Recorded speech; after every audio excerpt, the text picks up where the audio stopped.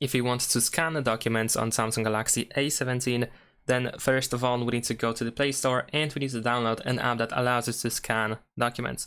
So one of the apps that allows us to scan documents is the File Manager by Google. So we can type Files, there we go, and you should be able to find this app over here, Files by Google, and we can install it. This is generally speaking a file manager, like I mentioned. However, it also has a feature that allows us to scan documents. And since it doesn't have any ads, I think this is a really good choice. And it also allows you to have additional file manager in case you don't like the default one made by Samsung. So let's open the file manager. Let's press continue over here. And let's allow permissions.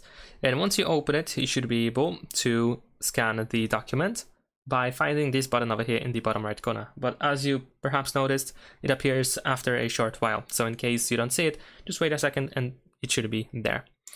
And so once you have this button, we can tap over here in order to scan the document. We have automatic capture and also manual capture. So let me quickly demonstrate how it looks like. So we need to hold the document steady and our phone steady as well. And if you do so, then after a few seconds, our phone will capture the photo, and as you can see, this is how it looks like. We also have additional features over here at the bottom, but once you are done, we can press done over here in the top right corner, and our scanned document is saved. So you should be able to find it in recents over here, as you can see, and also I believe it should be in documents. Yeah, there we go. It is automatically saved in PDF as well.